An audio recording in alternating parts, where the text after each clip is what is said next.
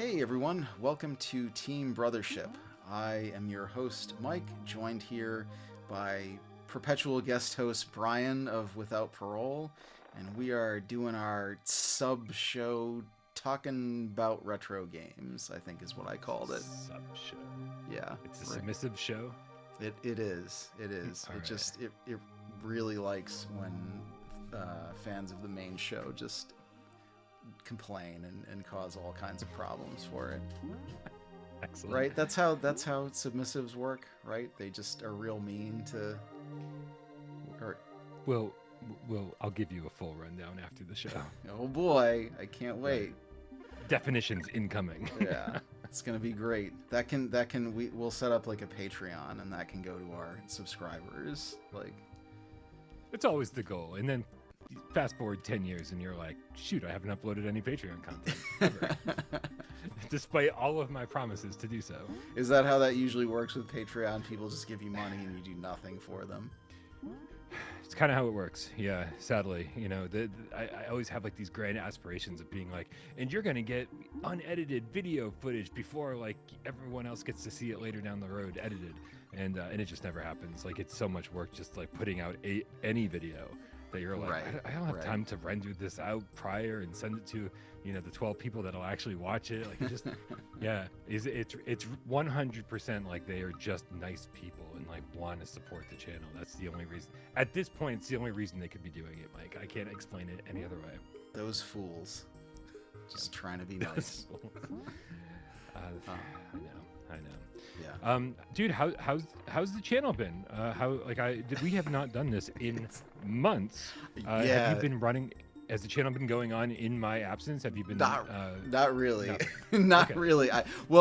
So we were talking a little bit before the show got started about that. I changed jobs recently, and there was like the holidays kind of in there. And I'll be honest, I just had other things to do. I'm not making any money from this, so.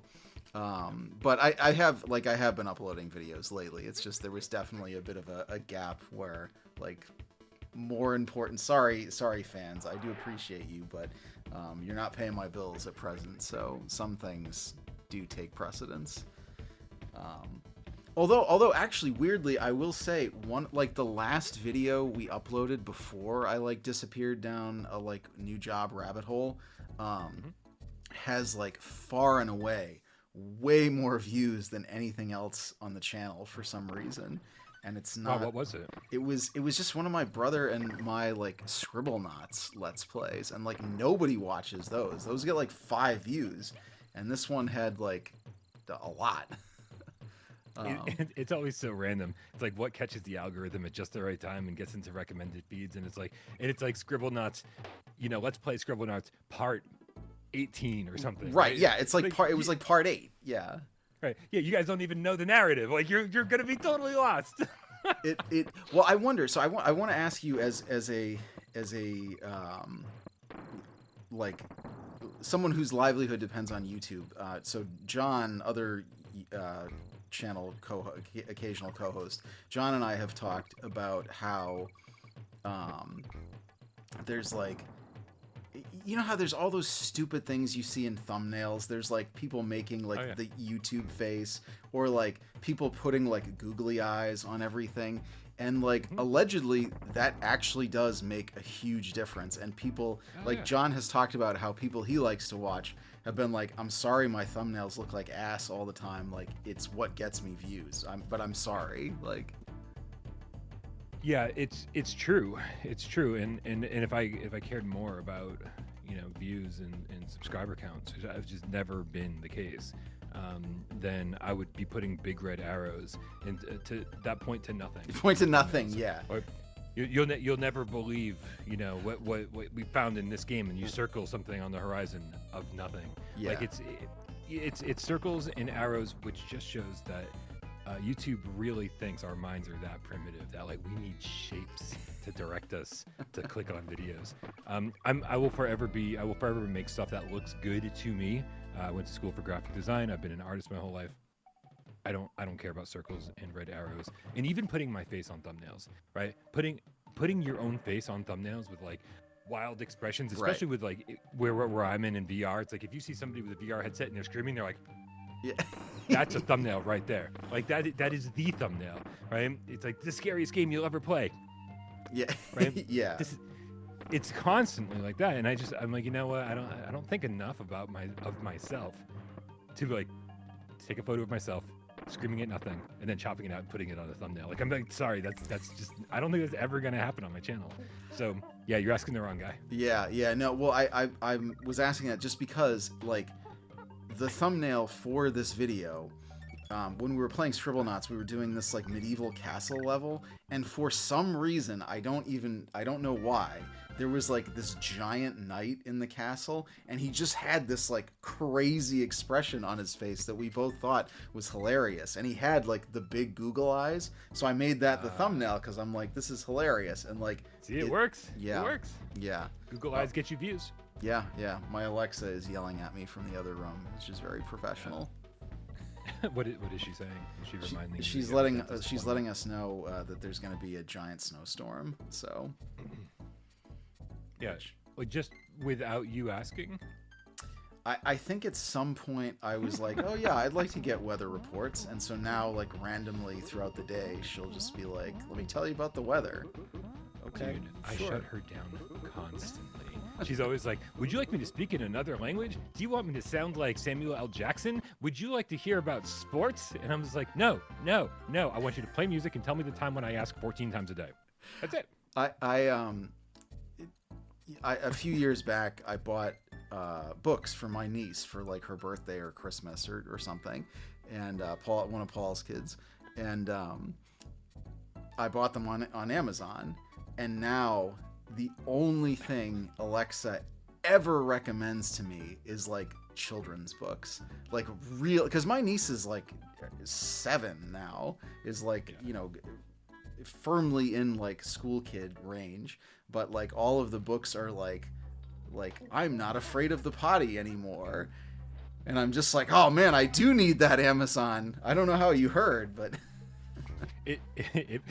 it's been 7 years since you've ordered Everybody Poops. It may be time for you to reorder. Right, you gotta brush up on the basics. Right. You might be getting a little tricky in there. So anyway, this not today, Jeff Bezos. Yeah. Not today. Yeah, this grim scatological conversation is a perfect segue into what we were going to be talking about today, which is, do you want to articulate the topic? No. Okay.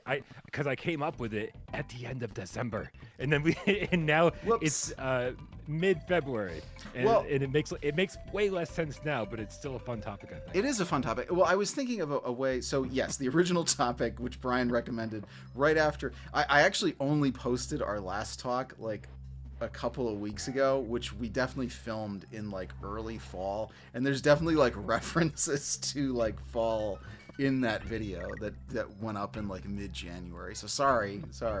Do people comment on these videos? I don't really sometimes check them out on your channel. Sometimes, because I really think the last episode that you posted of us was really bad. Like it was one of those where it was like, it's like, was that was the one about like archiving gaming history, all that stuff, right? It was. I felt like I just went in and like had a completely different conversation than I expected to have, and it was just like, I've been thinking about it, and whenever I have a bad show, I can't wait to get another show out there to just sort of like it in everybody's minds, and it's been like, you know, sorry. It's been a long time. Oh, I'm sorry. I would have made some accommodations for that. Well, no, I want to know if people were commenting, being like, "This is such a bad episode." No, all of our comments, because there's so few, are usually very supportive. Or usually like it's usually like comments on my Let's Plays, and it'll be like a bunch of comments on the first video that are just like, "Oh, I love this game. This is my favorite game." Okay, cool. Good. Please watch the rest of them. Exactly. They read the title and then said, "I love this game." Right. And did not comment at all on anything that happened during the show. Right. Yeah.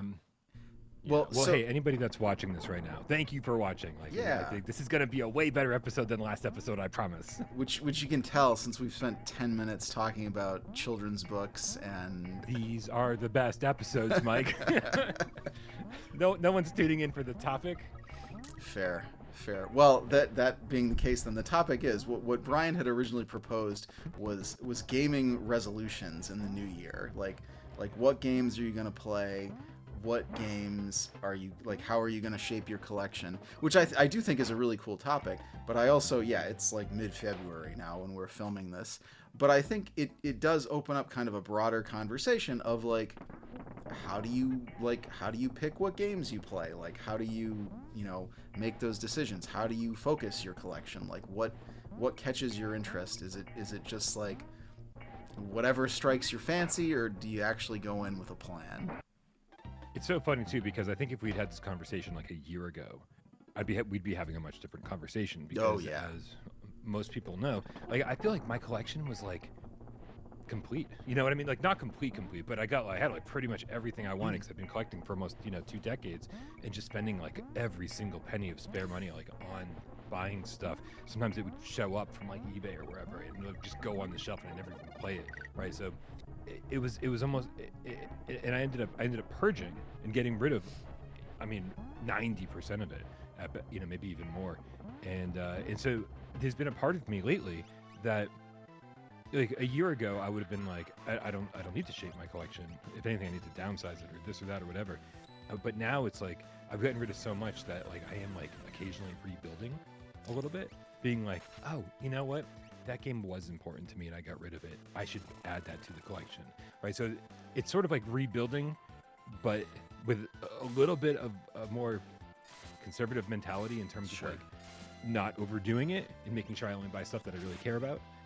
And on top of that, really, I think the big one, Mike, let me know if you agree on this, is buying stuff that you know you're gonna play, right? Like, have you ever just bought something and put it on a shelf and not played it? Yeah. Oh, yeah. Well, I mean, if you're talking about my overall collection, like, there's a lot of things that have never been played. But yeah, I mean, I think to your broader point, like, there are definitely games that I have bought that, like, in the back of my head, I just, like...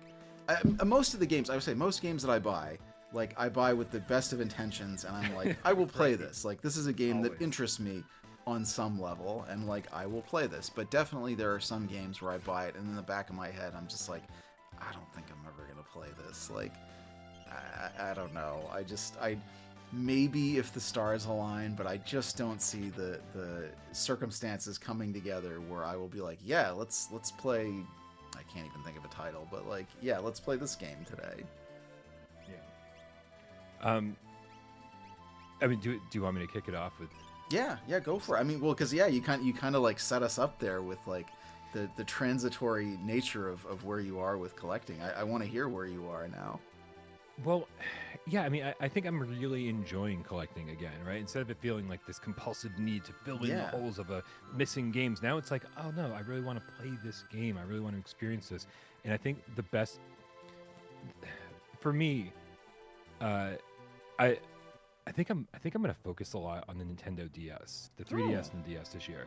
And I think the reason for that is because there's plenty of emulators out there for that stuff, right? You could easily play that and play it on your, 50-inch flat screen or whatever, but it's meant to be played in your hands. Right. It's meant to be played with 2 screens. Yep. And honestly, anything I've played, even the Steam Deck with a pretty big screen on it, or my Win 3 GPD with a decently sized screen on it, it's not the verticality isn't enough, right? It's like you're playing a much, much smaller version of the DS games that you would normally play. And so playing it on the original hardware with a stylus, with being able to tap the screen, right, rather than like holding a trigger and like dragging a cursor across the screen or something. I think I want to focus on the DS because of that, right? Because it's like everything else can be played emulated and it's fun that way. But this is the kind of stuff that I'm like, these are games that I really enjoy playing on the original hardware, and so that's why I would buy them rather than emulate them. Right. And so it's been really fun. And so I've actually been playing quite a few DS games. Ones that got past me prior. Like I know that, like Medios. Right? Oh, is that how you pronounce it? Yeah, Medios, the puzzle game, I guess, kind of. Yeah, like I mean, it's a puzzle in the same way that Tetris is a puzzle game, same way that Luminous is a puzzle game, right? But and also satisfying in the same way that Luminous is a puzzle game. It's like all about the audio visual stuff and like it's great, man. It's great. that leads me down a whole nother path that I don't want to go down yet, because like I, the synapses are firing and I'm thinking about collecting, and I've got a lot of ways to go with this.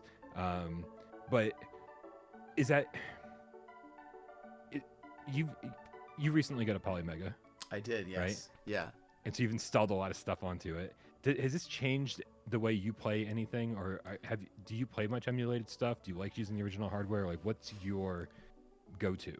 Yeah, I mean, in general, I do prefer to use original hardware. I mean, that being said, yeah, I do play stuff emulated, or I'll play stuff ported like pretty regularly.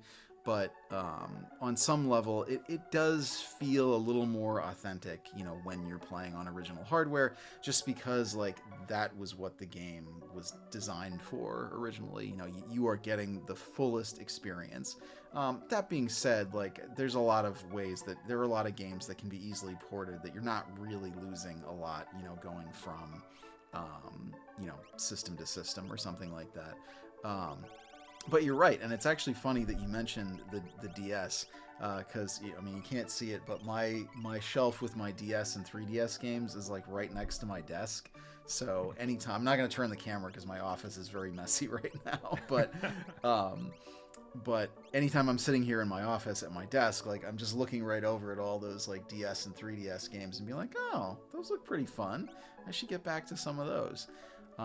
And you're right in that a lot of those are ones that are more the DS is definitely more challenging to play on not original hardware, because the hardware was so it was. I mean, I think overall Nintendo is kind of a brilliant company and has demonstrated that, like, I'll say their attitude towards emulation aside, and some of the damage that they've done to game preservation, which is pretty bad. As a innovative company, they're pretty ingenious compared to even any other like game company with their hardware. They come up with some like pretty buck wild stuff. But I think the DS, of all of their creations, the DS might be the one that is most. I hate the word innovative because that it's meaningless in game circles. It gets so overused, but I'll use it here. Like, I do feel like the DS is in certain ways their most innovative piece of hardware, demonstrated by the simple fact that it is very challenging to play a lot of those games not on the original hardware.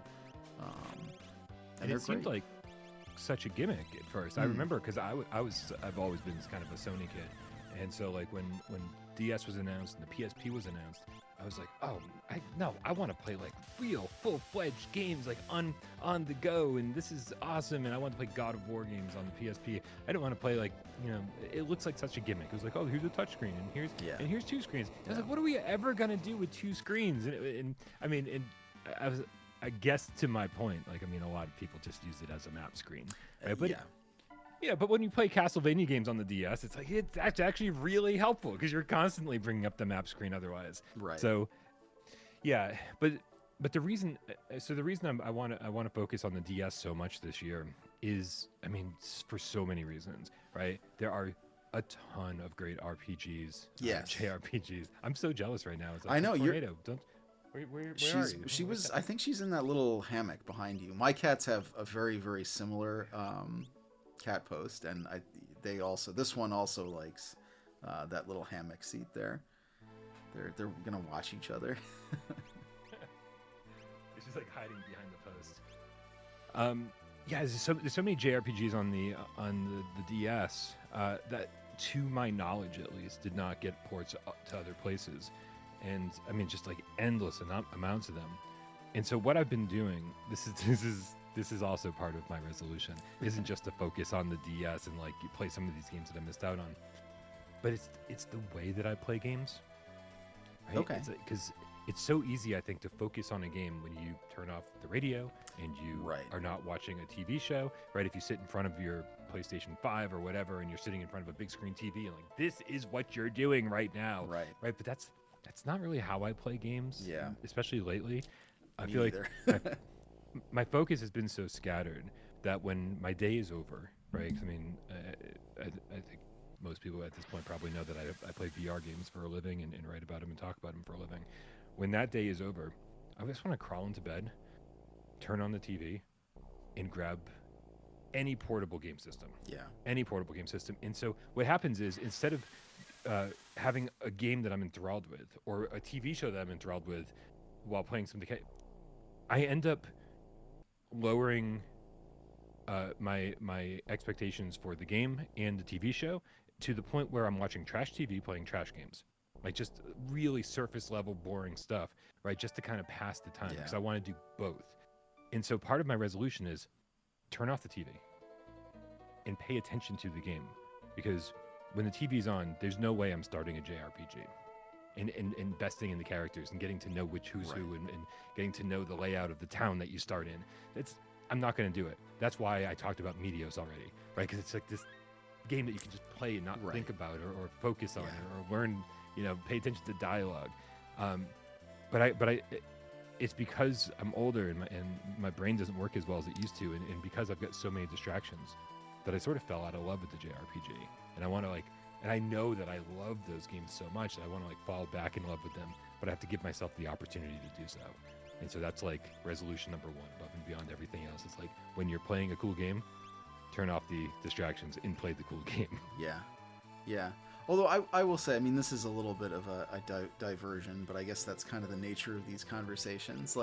I was also hitting a point where I was like, do I just not like JRPGs anymore? Because I would play them and I would be like, this is really boring, and I would run out of steam. I would just kind of lose interest over time. And I do kind of the same things that you do. I live alone, so a lot of times I'll have on a movie or a TV show as background noise while I'm gaming.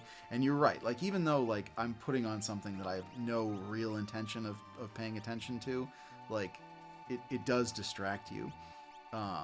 And I was playing a lot of JRPGs and just being like, these are boring, I don't care, maybe I'm just done with this genre.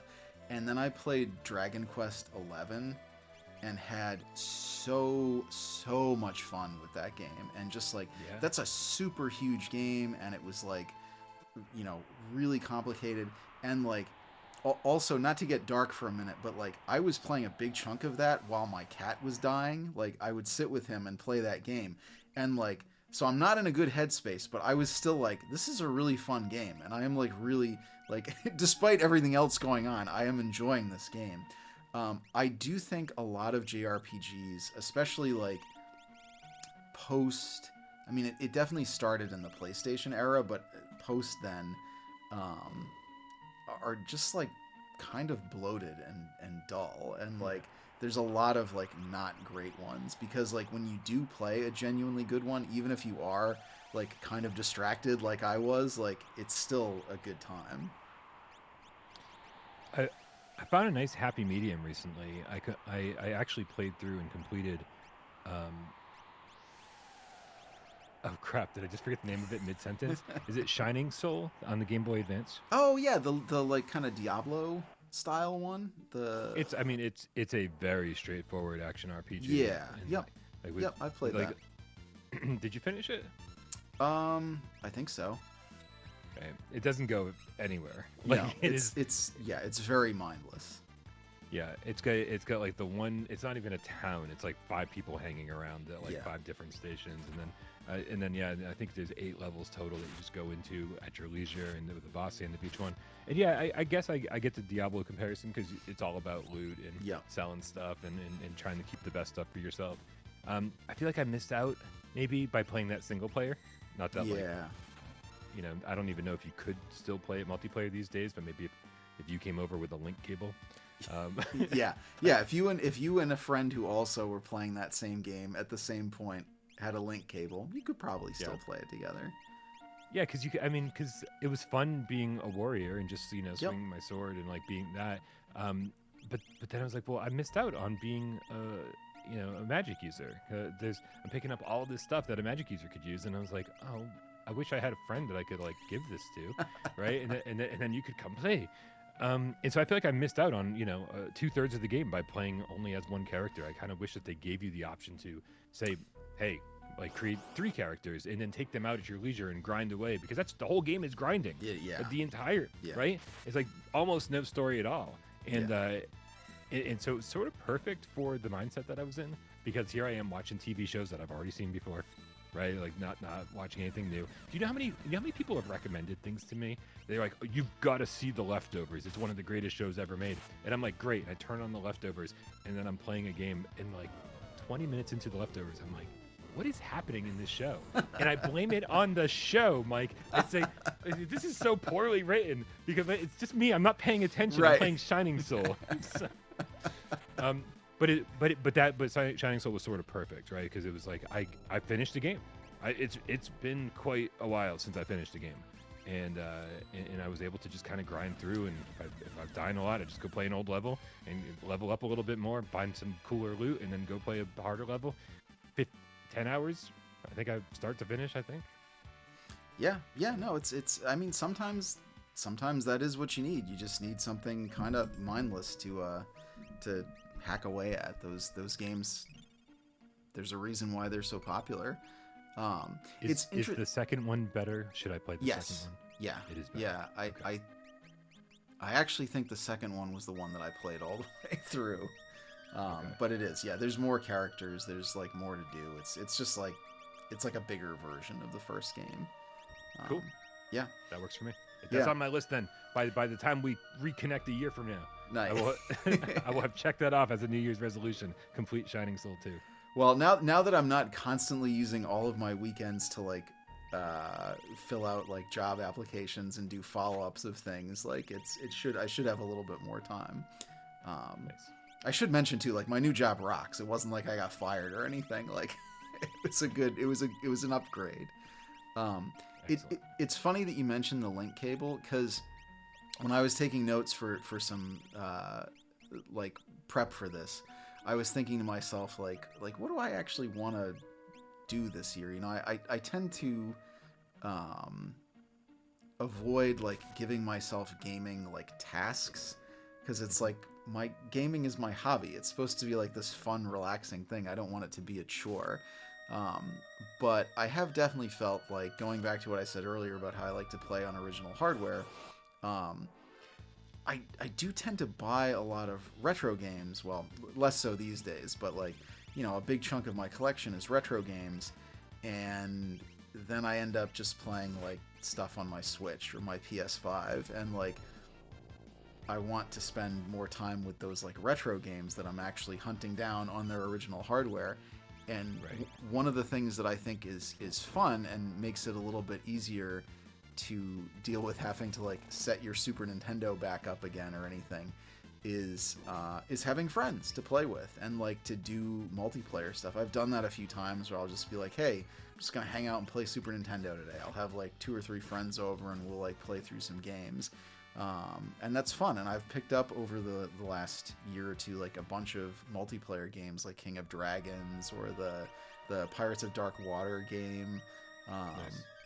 That like, yeah, that'd be great. Like those are a lot of fun. Like have my brother come over, or have like one of the various Johns that I know come over and play. That's not a prostitution reference. Their names are John. I think you're the only one that thought of that.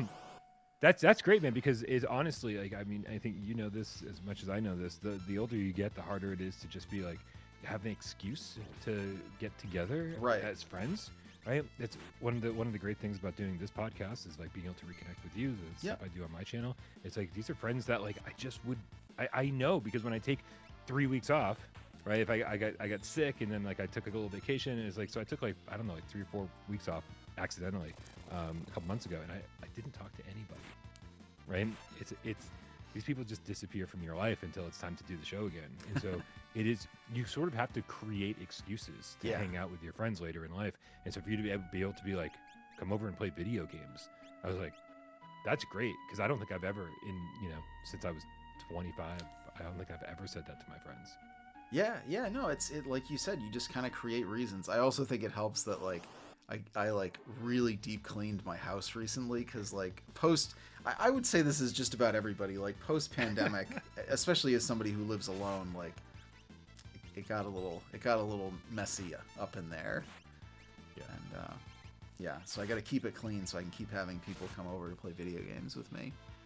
dude, I just assumed that the pandemic was going to... If you looked at the way that I was acting during the multiple years of the pandemic, you would have assumed that I thought the pandemic was going to last forever. Like, because I was just gaining weight like every week, pack on another pound or two, like the place was just falling apart around me, like the laundry just piling up on the floor. Like, this is how I'm gonna die, right? It's like no one will know for a long time. It's like, and then things started getting better, and we're like, oh no, I have to reemerge, and it's not gonna be pretty. Have to re-engage with other people. Ah, crap. I mean, I definitely don't think you were. I don't think you were alone in that one. People went two ways. They spent the pandemic with all on self-improvement, and they came out totally ripped, and like they learned a new language, like speaking Japanese, and or they were me, and that was the other side of the coin. Again, I don't think you have to feel too bad, because I think most people went that direction.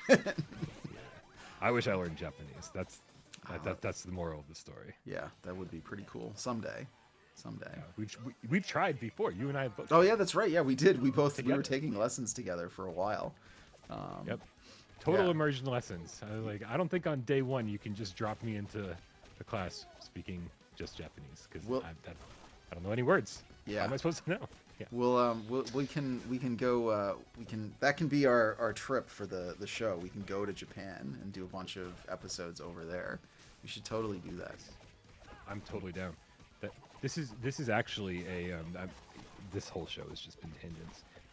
But I had, outside of like gaming resolutions, like one of my resolutions for my life this year has been to start saying yes to people, right? Because one of the benefits of running the channel is that people will constantly be like, hey, do you want to come to New Zealand and play our game? And I'm like, no, like send it to me like in a week and I can play it from home, right? but here I am missing the point that like, hey, somebody wants to pay for me to go to New Zealand, right? And so I've been saying no for so long, especially because of COVID and feeling antisocial and not wanting to leave and feeling like crap about myself. But now it's like I'm trying to turn all that around, and so my goal is to like visit any country that invites me. Yeah. You know what I mean? So it's gonna be an interesting year. I got to get my passport, because I'm gonna start making some of that happen real soon. Nice. Yeah, no, it's great. It's great. If you get a free trip to Japan, let me know, and a bunch of us will be your entourage to go along, if they'll comp us too. Yeah. Every time I bring this topic up, it's the freeloaders chime in very quickly. Even my nephew was like, hey, if I edit a video for you, and I was like, yeah, man, I'll see what I can do. That's awesome. Yeah, no, I am in the same boat though, definitely. Like, especially with the new job, like I can make this happen very easily. So I do want to do some more. I do want to do some more traveling. Getting back to our gaming, or just general gaming resolutions. I think a big part of the shift in my gaming behavior over the last however many years has become like, because it's become such a solitary activity. Like, thinking about back in like college or pre-college, like, sure, there were games that I would play alone, but also like there are a lot of games that, like, gaming was very social in certain ways too. Like, I distinctly remember, like, in college, there were certain games that, like, we would all kind of play through as a group. Like, I was playing through Metal Gear Solid 3, and, like, all my roommates would just sit around. Like, my roommates and my girlfriend would just sit around and watch me play. Or, like, we had a friend who was going through, like, Eternal Darkness, and we'd all just, like, sit with him while he played Eternal Darkness. And, like, it was a much more social experience. Even the single-player stuff is more social. That's right. Interesting to hear. Yeah. Because, I feel like I tried to do that a lot, because I remember when I got to college, like Resident Evil and Silent Hill were, first coming out, and it just seemed like that wasn't like really a thing. I guess I didn't really have many gamer friends in college. It wasn't until I introduced them later on to like Tekken 3 and Crash Team Racing when it started becoming more of a social thing. But again, that was all multiplayer stuff. And as somebody who's always been more of a single player gamer, like the solitary stuff still works for me. Do you when you invite people over to play like Super Nintendo, like you were referring to earlier, is it like that? Is it single player stuff that like you're all just taking turns on, or is it more like, hey, we're playing this together, like a co-op thing? A little bit of everything. We've done that before. I mean, I've had people over and like we'd sit with the like my RetroPie and we'd go through like a bunch of arcade games together. There was one time that my brother came over and like we played through. Well, I don't think we finished anything, but we played a bunch of like import games, but they were multiplayer games. But then some other people came over and we switched to like some single player games, and yet we were playing. Actually, I think that was some of the stuff that I bought from you because we were playing like SOS and Nosferatu and just like switching off controllers. Because yeah, I mean those are really hard games, and like we weren't making much headway. So, yeah, I mean a little bit of like you said, it's just kind of an excuse to hang out with people, and then also like make use of all this clutter that I've been purchasing. Has there been any thought of decluttering the clutter, or is it all just moving forward? Like, is it, because I mean, this is where my head's at because Right. I just went through the declutter, right? Right. And so, sometimes that's liberating, and then sometimes you're like, that was a huge mistake. Are you pretty comfortable with what you've got in the collection you've got going on over there? Yeah, I mean for the most part, like I've definitely I mean the fallout of your decluttering definitely led to me purchasing a lot more retro games than I have in a very long time, but That's true. But overall, like yeah, I mean that my retro collection is kind of what it is at this point. The majority of things that I want still, and there aren't even that many. There's just kind of like a handful of very big ticket items still that like I've kind of just accepted. If these aren't getting ported anywhere, like that's kind of the end of it. So, and at my place I have a fair amount of room, so things just kind of like, as long as I'm not constantly growing the collection, like we're in a pretty decent space as far as all that goes. Nice. So, what other resolutions do you have? Well, yeah, this is a good point to talk about, like expanding the collection. I definitely do think I want to get more selective about when I purchase like limited release games. We've talked about that a lot, and it's something that I still think is a really awesome phenomenon that like so many of these what would normally be digital only games are getting, boutique physical releases, and I think it's great. And there's still a lot of like fantastic games that I'm really glad that I was able to grab a physical release of. But also like the phenomenon has expanded so much, and like to so many little niche vendors, and like all of this stuff that it's like that probably should just be a digital release. Like there's really not a lot of game there. And when you talked about back at the beginning, like buying games that you're not going to play, like there's definitely been some of that like fear of missing out, where I purchased a game where I'm like, I don't know if I'm super interested in, but if I ever am, I have to make that decision right now because then it's gone. Yeah, that's difficult, man. I mean, I get sucked into the limited run rabbit hole right from the get go. I mean, I think it was their third release when I found them, or maybe you found them. Yeah, I think we both started buying around the same time. Yeah, and so it was like, it was very much like, oh, hey, it's another month. What's limited run selling this month? And it was like a couple of games, and so it was like, oh, of course I'll buy the next 2 games from limited run. Yes, I'll buy the next 2 games, and then it started being like, oh, weekly releases, and then it was like, you buy everything that they're selling, and it gets out of control. Yeah.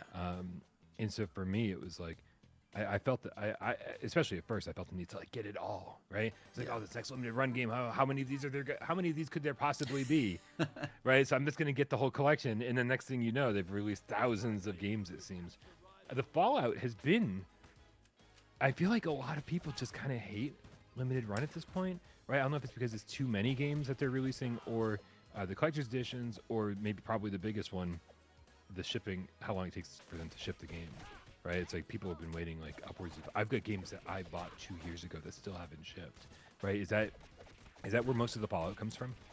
I mean, I think there is an element of that. Like people hate waiting for things. Although I think if you're just buying the regular releases, it does seem to be somewhere between 3 and 6 months you get it, which for a made to order kind of thing, that seems pretty reasonable. But the collector's editions, yes, the collector's editions you will be waiting quite a while for. And John and I have actually talked recently about how like their collector's editions are not very good. And I love, like, I'm probably one of the staunchest defenders of limited run amongst the people that I know. But the reality is, like, their collector's editions are not that great, and there's a pretty substantial markup for a lot of that stuff.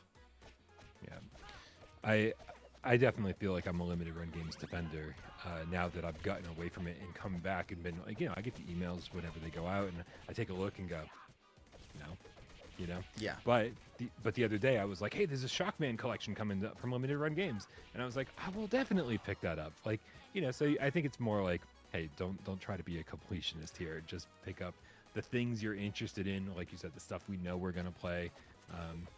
And also when you buy it, it's like kickstarting something. Right. Just give them your money and then pretend like you didn't. Right. Yeah. Just like put it out of your mind. And then when it shows up in 6 months to a year, you'll be thrilled. Be like, oh shit, I forgot about this. This is amazing. Yeah. Right? Yeah. No, it's and I think of the services, because a lot of the issues that I'm thinking of is like, of all of these services, I think Limited Run is probably the best one, because they're the ones that seem to more regularly get stuff that I'm like, oh my gosh, I never thought we would get a release of that. Like when they, like that Shockman collection. I mean, who's thought of Shockman in like 30 years?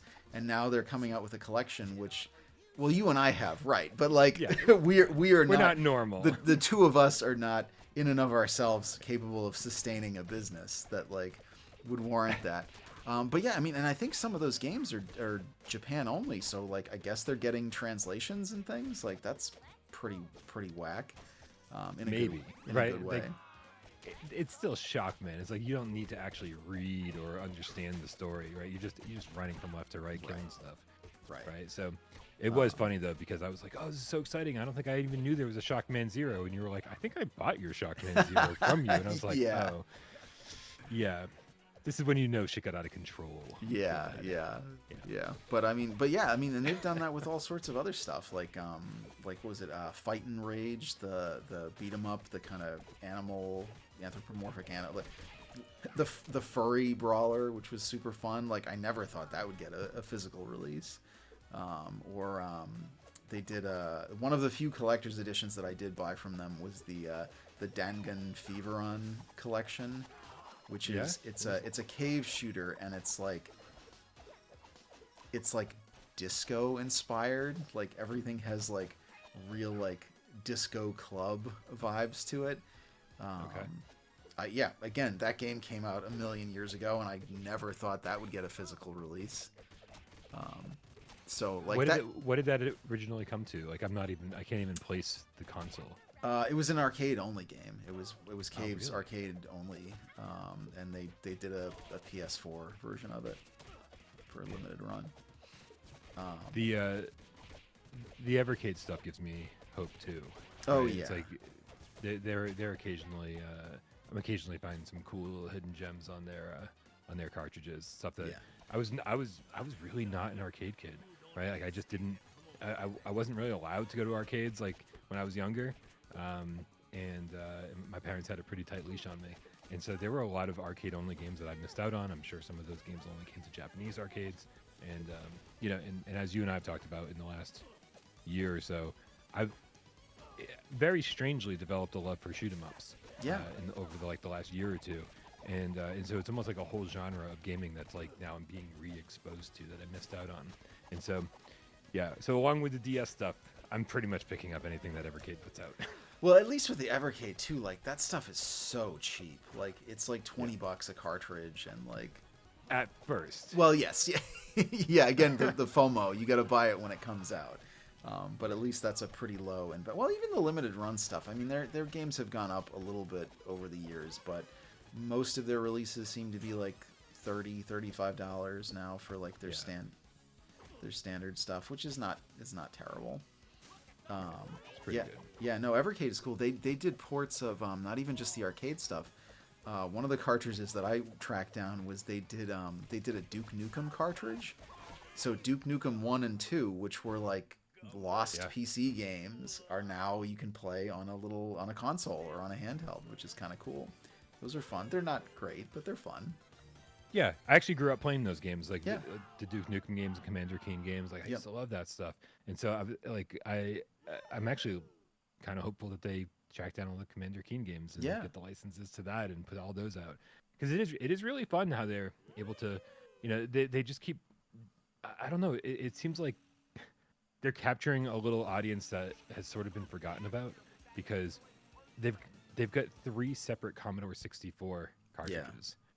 And I was such a Commodore 64 kid. Like, I mean, like, that was like everyone else was playing Nintendo games and I was playing C64. And so the fact that they've got Commodore 64 cartridges, I'm like, this is wonderful. Keep those coming, guys. It's awesome. Yeah. And they're going to do SNK this year too. Oh, really? So I hadn't heard Yeah. about that. That's pretty cool. big Yeah. time. The Evercade definitely, like, I think a lot of stuff that targets retro gamers tends to target people who were like NES, SNES, Genesis kids, where like stuff that's like earlier than that or a little outside of that scope you tend to miss. And I feel like the Evercade is almost, because you're a little bit older than I am, and I feel like the Evercade is targeted at people like almost a little bit older than us, like that Yeah. generation, which is kind of neat. They've got all the classic like Intellivision and Yeah. like old Atari stuff, and it's like I don't know, that was like always around, but it wasn't like that wasn't when I fell in love with gaming. Like I think Right. I played an Intellivision once. My grandparents had like an Atari system, but like that wasn't really what I grew up on. So it's cool again, because like you said, these things are so cheap when they come out. You're like, yeah, I'll pull the trigger, and then you maybe find something you didn't know was so great. Yeah. I mean, that's that. Their collections are definitely like all over the place too. And I've definitely bought Yeah. some where it's like, I only really care about like one game on this collection, but it's like it's $20, so who cares? Like, Right. um, Right. Yeah. And did you decide to get an alpha or no? oh, I haven't yet, but I was kind of indifferent. Is that what you've got there on the side? Yeah. I was kind of indifferent to it until I learned that those will take like I thought they were just, like the bar top arcade things, but they will take Evercade cartridges. So you've got this I mean, little I've already got the library, right? Yeah. Like, might as well have another way to play it. Yeah, so you've got the Mega Man machine, but now you can Oh, you can yeah. play Duke Nukem on a an arcade cabinet. Yeah. Yeah. The only thing I wish, okay, like, I mean, I absolutely love it. It's like, it's the build quality is great, and I think this is my favorite way to play any Evercade cartridge. However, I do wish, as big as the screen is, I wish the screen was even bigger, because Yeah. when you get the vertical shoot 'em ups, like, you kind of want to like really experience that. It's almost making me want to buy what's the Evercade console called? The Versus? Oh yeah, the Evercade Versus, yeah. Just so I can play it on, like, Yeah. just yet another way to play all of these games, but this time like on a 50-inch HD TV instead of Yeah. this kind of small one. Even the console's not super expensive, right? It's like $100 it's or like $100, $100, $150, something like that. I've got the EXP. I've got the handheld one because Okay, I want to play it from bed while I'm watching crappy TV shows. Right, right. While you're failing to follow the plot of The Leftovers.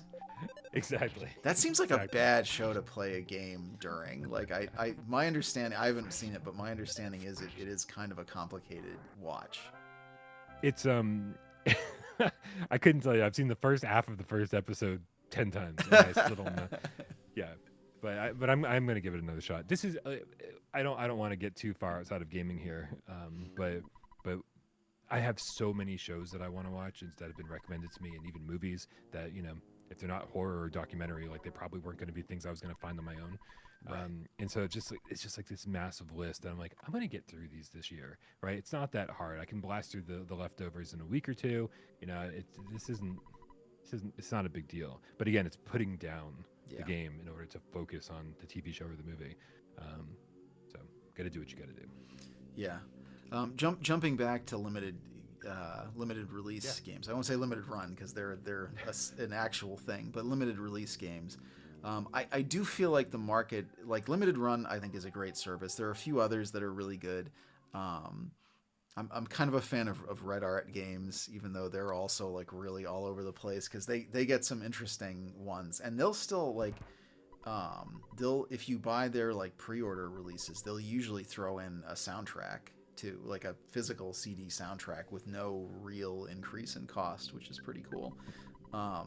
But there are some of these other services that just like I don't know, they're kind of filling up the field with Drek, or they just take forever. Like when people complain about limited run, I always think like I'm gonna dump on strictly limited games. I knew it. I knew you were gonna say that. Their stuff takes so like Yeah. like years, literally years. We were Bryan and I are part of a group chat, and we were all talking recently that like, yeah, we have games that we ordered over 2 years ago, and not collector's editions, not anything fancy. They have been released to retail, and I still haven't gotten. Yeah, some of their stuff goes to retail, and I still haven't gotten it, and it's like, that's just not good business. Yeah, the last time I checked in, I think the only one that hadn't shipped for me was the Raystorm collection, and it was like I forgot that I even ordered that. Like that's how long ago it was. Like we were definitely in the 2-year territory minimum, maybe 3. Yeah, it's over 2 years. But yeah, I remember John, one of our friends, John, posted to that group chat ages ago that he had bought that, and I was like, oh yeah, I have that too. And then I went and checked my shelf, and I was like, oh, it's not there. And I went and I was like, oh my god, it's still on pre-order. And even that conversation was like ages ago. But yeah, I mean, their selection is pretty good. Like the stuff they get is interesting, so I've been loath to like move away from them, but they take so long, and you're really I do think part of it, I think their thing is like they want to make sure the game is totally complete and it's got all the updates on the carts, which is noble, but you got to be a little more transparent about that then, because like there's stuff that's been sitting there for a long time, and like how much more does this stuff need to get updated? Right. So combining the topic of the show to the limited retailer stuff, is one of your resolutions to be a little more selective with what you're getting? Yeah. Or to focus on a specific retailer, or what's the deal? It's just to be more selective overall, I think, because you know, the fear of missing out is very real, and it's like I feel like we've all been scarred by like Panzer Dragoon Saga and Earthbound, in that these were games like everybody has that story of like, oh yeah, they were $5 in Toys R Us's bargain bin for months and months, and now they're like these huge, you know, big ticket, like especially Panzer Dragoon Saga, where that game is just like, it's gone. Like there's no other way to play that. Earthbound has at least been ported a few different places, but stuff like that where like I live in perpetual fear of that next game that like is awesome, and I just didn't hear about it at the right time, and now it is just like lost to me forever. Yeah, I feel like it's not a fear worth entertaining too long, right? Because the Sega Saturn days, PlayStation 1 days, stuff could come out and you would just never even hear about it. You'd never know about it, right? Well, it wasn't Panzer Dragoon like one of the last handful of games Sega ever made for the Saturn, right? So it's like all these different circumstances, and I think nowadays people treat games differently, right? It's sort of like the comic book situation, where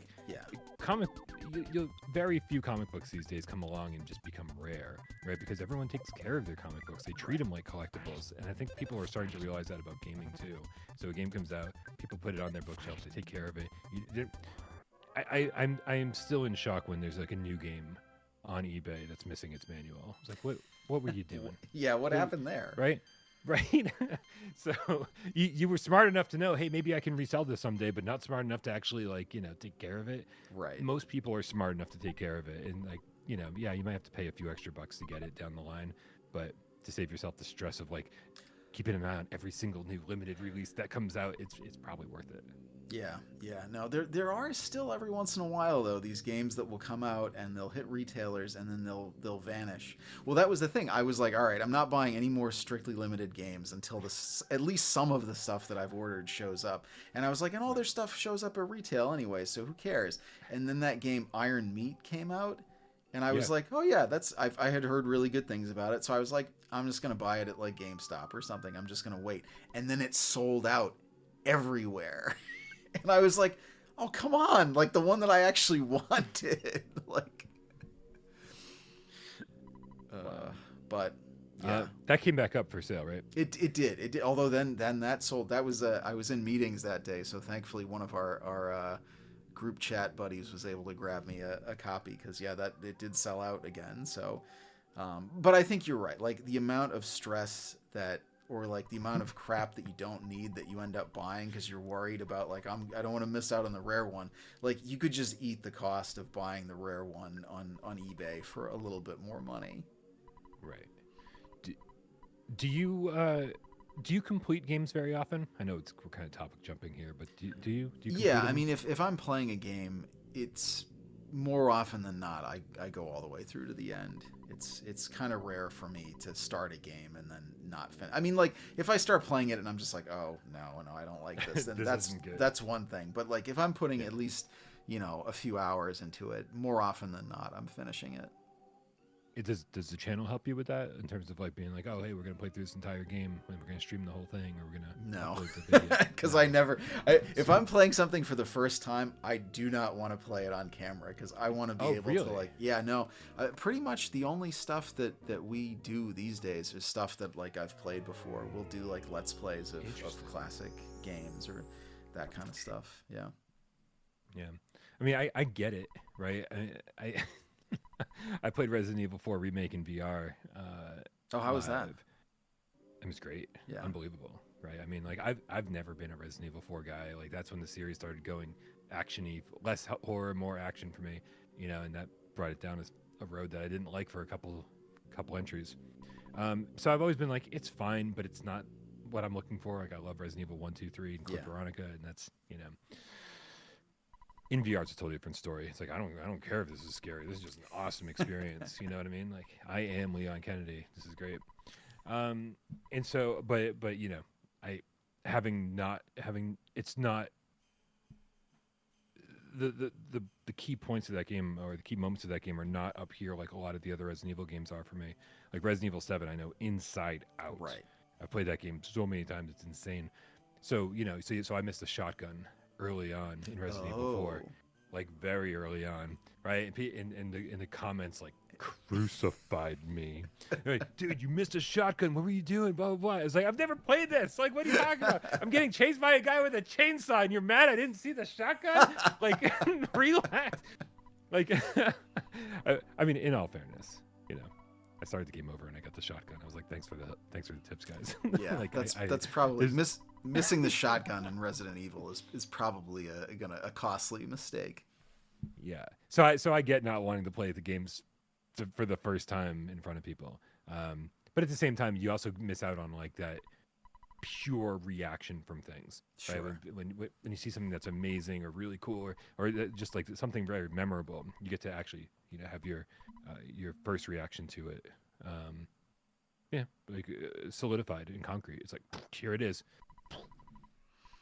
Yeah. Concrete was a bad metaphor. I didn't like that. No, I get what you're saying though. Can we redo that part again? Yeah. No? Okay. Yeah. No, like that kind of stuff, when I'm playing through like a brand new game, I usually want to just like be in an isolation booth, like everyone go away so I can just experience this. And but no, like in general, like I'm one of those guys that like I'll finish a book even if I'm not enjoying it. Like I'll at least power through the most recent season of a TV show even if I'm not enjoying it anymore, like that kind of thing. So I tend to finish stuff. But that's probably what leads me to not playing a lot of my games, because I'm like, well, I got to finish this, so I got to be like in the mood for this kind of thing. And like games are so long nowadays. Like I started playing that game Metaphor the other day, and it's like that's definitely going to be over 100 hours. So it's like, well, I'll see you all in the spring, I guess. Yeah, Easily. Actually, when I saw the trailer, the reveal trailer for Metaphor, I was like, this is so up my alley if I had the time. Yeah. Like, I just love the Persona games, like Persona 3 and 4, just even 5, just amazing games. Love them. Have not completed any of them except for Persona 3. Right? Yeah. It's like, so I can't buy Metaphor. I just know I'm going to spend 2 hours and go, I can't wait to come back to this in 2035. Yeah. Like, Yeah, when you're retired. yeah. Yeah. Exactly. Which at this point is not happening. It's just never going to be a thing. Well, I mean, looking at the state of the world, I don't know if it's happening for any of us. So yeah. Yeah. No comment. Yeah. No. Yeah. Did we miss any resolutions, Mike? No. I mean, that kind of covered my bases. My two big ones are just try to like play more games socially. Although I was thinking if there is a console that I'm going to focus on a little bit, I was actually thinking of the DS as well. So Nice. yeah, play more games socially and just try not to buy so much Drek because I'm anxious that I'm going to miss out on it down the line. Yeah. No, that's a good one to have. Well, I may hit you up for some 3DS recommendations at some point because definitely. As much as I feel like I've got my finger on the pulse of the regular DS, the 2DS, I've always felt like the 3DS. I've always struggled to find games that I'm like really interested in playing for it. It's like, probably have like 50 DS games and 4 3DS games. Like, what's this about? So Yeah. if anybody in the comments below has suggestions for a 3DS game that I should be playing, let me know. Yeah, no, there's definitely some good stuff. Well, yeah, we've just crested the hour mark, and I hear the sirens in the background, so that's the the show's over siren. Right. Well, They're coming to take me away. yeah, and actually I got to go run and tape another episode with my brother, so That's right. it's a busy night for me. We got to get the channel back up and going after the last few months, so Nice. yeah. Well, Mike, it was nice ringing in the new year with you. More sirens, of course. Yeah. Yeah, it was nice ringing the new year with you here. And can we just pretend we filmed this like January 1st or something? Yeah. And that you didn't get around to editing it until just now. Yeah. I'll say it was my fault. Perfect. I like it. Now this episode makes way more sense. Yeah. Well, yeah. Thanks for coming back, Bryan. We'll definitely. It won't be 2 to 3 months before the next episode again. Yeah, and thanks to all of you for coming and watching / listening to us. Yeah. No, these episodes get among the higher view counts of our different playlists. So people seem to like this stuff. I think it's all of your hardcore fans trickling over to our station. I didn't spread the word about the last one because I didn't like it, so I'll make sure to spread the word about this one. Okay. All right. Fair enough. Well, thanks. Yeah, thanks everybody. Thanks for being here. As always, I've been Mike. And I'm Bryan. I was gonna meow and then do this thing, but then my headphones get caught in my arm, so it just became a cluster. Yeah, no worries. And we'll see you real soon, everyone. Have a great week.